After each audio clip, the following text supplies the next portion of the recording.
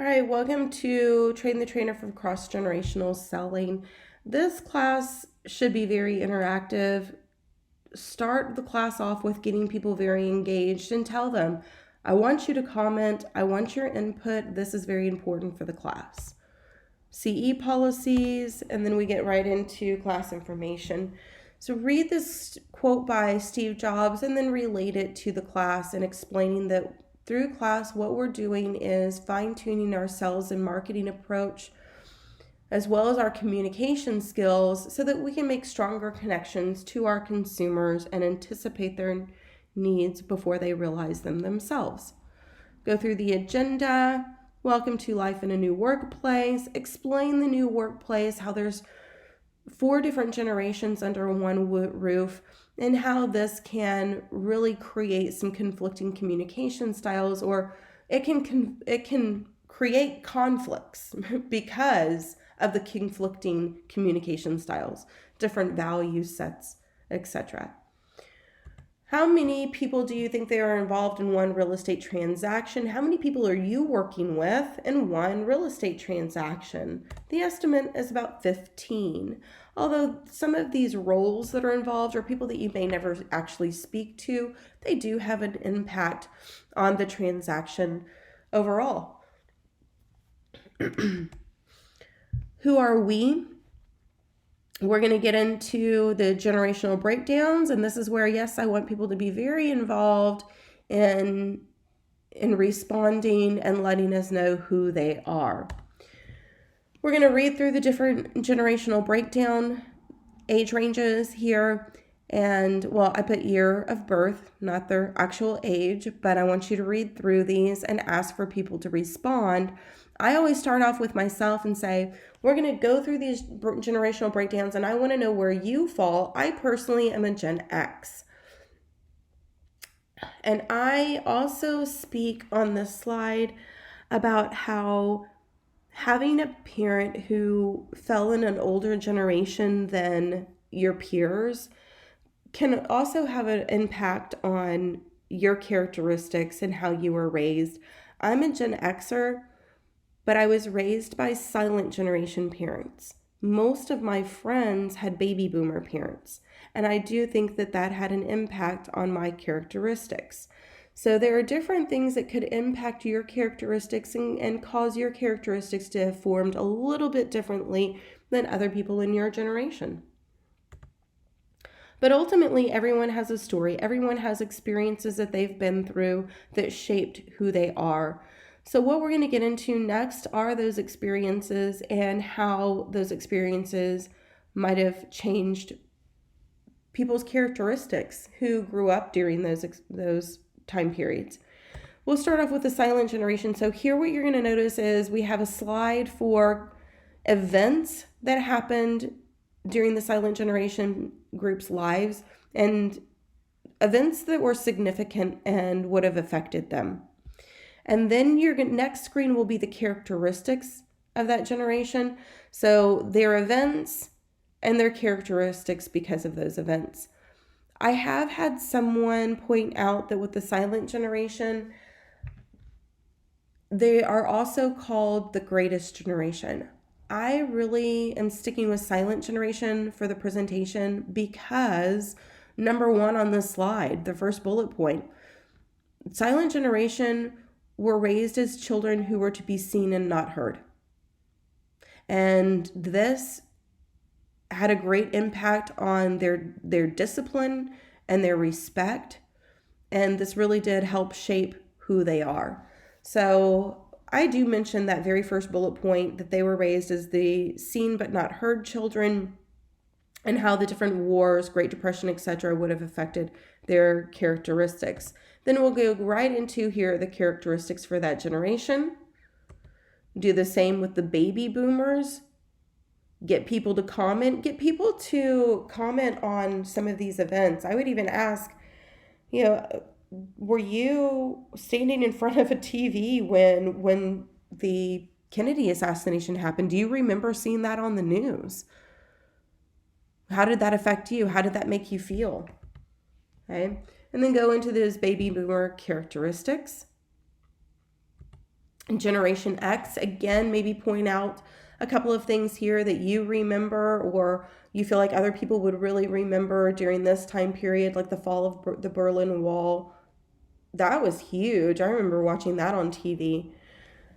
And how these different events might have affected people's lives. I found this correlation really interesting. The rise of the PC and the internet and the rise of the divorce rates. Did that have anything to do with each other? All right. Generation X characteristics. We'll talk about those for a little bit. This is where you get people kind of chiming in. Oh, yeah, I see that in myself. Okay. Millennials. Again, pick out a few things here that you really think hits home most or things that really affected this generation a lot. One that I've had people say, well, does this really fall with the millennials, the Columbine shooting? It happened in 1999. Yes, 100%. This covers the millennial group because of how things changed in their generations of we're not just doing emergency drills for a fire or a tornado. We are doing active shooter drills in school now. So Columbine definitely affected this group of individuals, and the start of the global war on terrorism, the rise of Google, social media, etc. This all has had a huge effect on the millennials growing up. Characteristics, talk a little bit about their characteristics here. Get people to chime in, and then we get over to the Generation Z. Now with Generation Z, because they are the youngest generation, of course, we don't have as much information about them just yet. However, I thought this last sentence in the top paragraph is so important here, that for Generation Z, the war on terrorism has always been the norm. They have always been hearing about terrorism, the war on terrorism. And it's not just terrorism from other countries, it is terrorism within our own country, people terrorizing each other in our own country. And this has really been brought to light in their generation growing up. They've always grown up with the internet. They do not know a time without internet. In fact, most of these kiddos grew up with phones. You have younger and younger generations who own a phone, who have a phone. In fact, 75% of teenagers have a phone. And then the cyber bullying laws were passed. That's super important because everything has gone online, and including the terrorism and the bullying is now online. Characteristics of that generation. Okay. And you're going to have some people say, oh, but am I really going to be working with Gen Z? I don't want to lease apartments. I don't want to do that. I don't do that. So I'm not really going to be involved with Gen Z.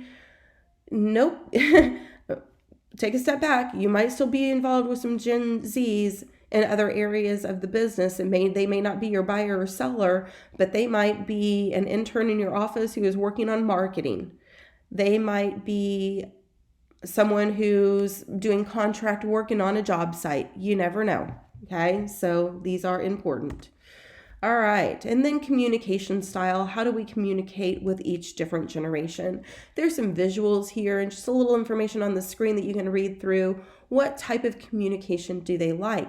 Now notice that this isn't just you should call them instead of texting. No, this gets into formal communication. Do they like one-on-one? Do they like face-to-face meetings? We'll go through the baby boomers, of course, Generation X, your millennials, and then ending with Generation Z. This one I find super interesting because I have a daughter who is 21, and it's hilarious. They do the video meeting calls all the time, the FaceTime. It surprises me how often they FaceTime and they talk to each other face to face. In fact, yesterday morning, my daughter came to me when one of her friends had a question and needed some advice, and I thought I was going to be talking to her friend on the phone. It was early in the morning, and I was not prepared to be seen. But there I was, video calling her friend to give her some advice. That's how they communicate. It's face to face. I think it's interesting. Very interesting. Digital face to face. All right. Now, who are the different generations in the marketplace? These slides were taken from an NAR publication or the NAR website where they had some information about the generations in the home buying or selling experience. But I combined this with some Texas specific information. Like I said, the images came from NAR, the National Association of Realtors. But we don't follow typical trends in Texas, never have, never will. 19% of home buyers in Texas over the last year were 75 and older. 19% were silent generation. And talk a little bit about why do you think that is? Why are they moving here? People will chime in and start answering. Important things to know about baby boomers. Again, some other statistics that I like to add in or highlight. And this is an NAR stat, but 47% of home buying boomers move due to retirement. They're retiring. They're having fun. They're starting a new chapter of their life. And that's important to know. Okay. You can talk a little bit here about heating and cooling expenses are important. And that really gets down to the efficiency of the home and lower cost bills. I'm retiring. I'm going to be on a fixed income. Maybe I want to look at having some very affordable electric bills. Okay. Generation X. Okay. So do you find it interesting that the median age of home buyers in Texas, median age is 47. So I have 19% silent buying here, but my median age is still Generation X. The slides don't say this, but one thing that I do think is interesting is that Generation X is the generation that feels like they are left out most often in marketing material. That people are marketing to an older generation or a younger generation, but not their generation. All right, important things to know about millennials. The median age of a first-time home buyer in Texas is 32. First-time home buyer, right up here at the top. Okay. Of course, I'm highlighting again some of the difference between Texas versus national statistics. And 1 out of 3 home buyers in Texas are first-time home buyers. So if my median age of first-time home buyers is 32, yep, that makes sense that 1 out of 3 home buyers in Texas are first-time home buyers. I'm working with a lot of first-time home buyers, right? That's what it tells me. And they're going to be millennials. I need to know this. Very important.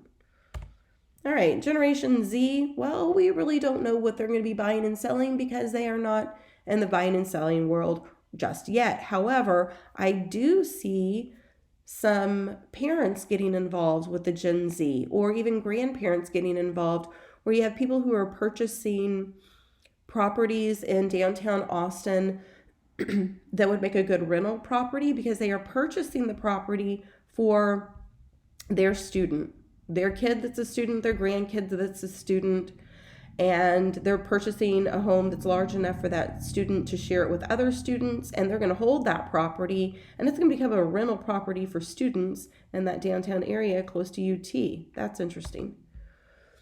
Now we need to talk about identifying what each generation wants in their home. What type of home are they looking for? Now, when you're thinking about this section of class, make sure that you're explaining that we're looking at how to market this style of home, what's appealing to different generations, how would I market the home for that generation? Where would my message be seen? What would the message sound like and look like, etc. Okay?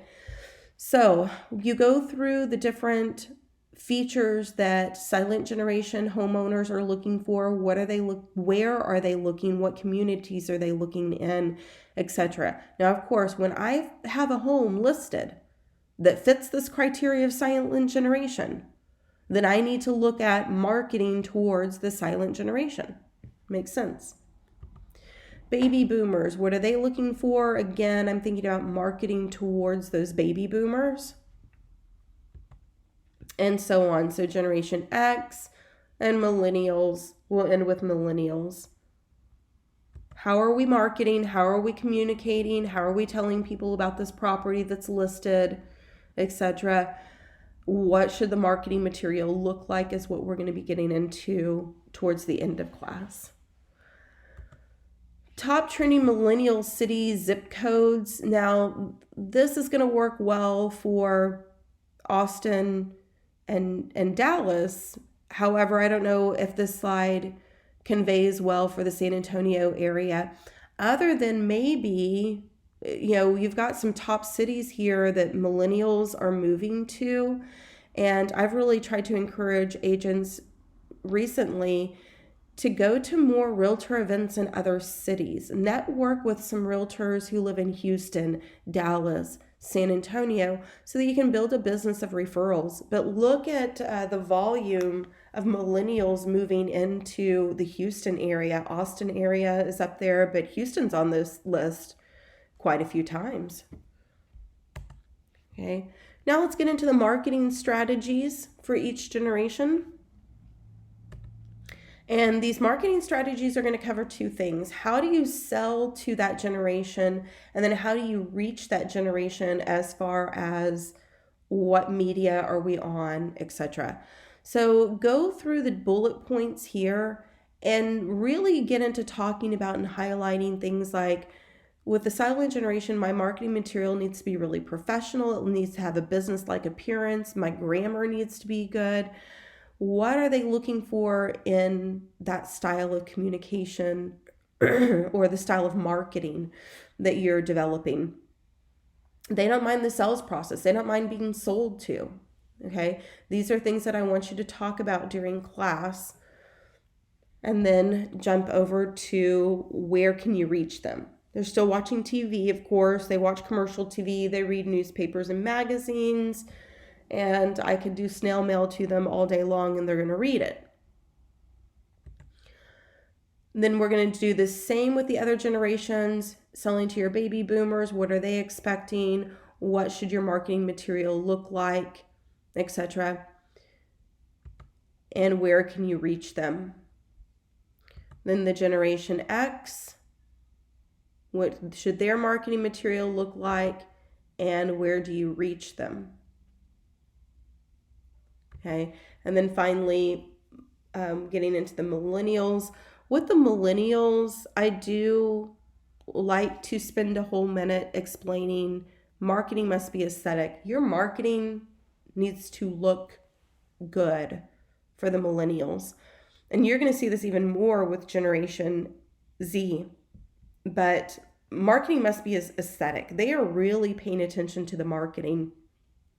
And I think it came to mind for me when I was sitting with my son doing some homework one night, and we were looking for a video about something dealing with math, and I don't even recall what it was at the moment, but we were looking for an educational video explaining some part of math, and we were on YouTube looking at some videos, and before my son would click to open the video, he was already judging their thumbnail.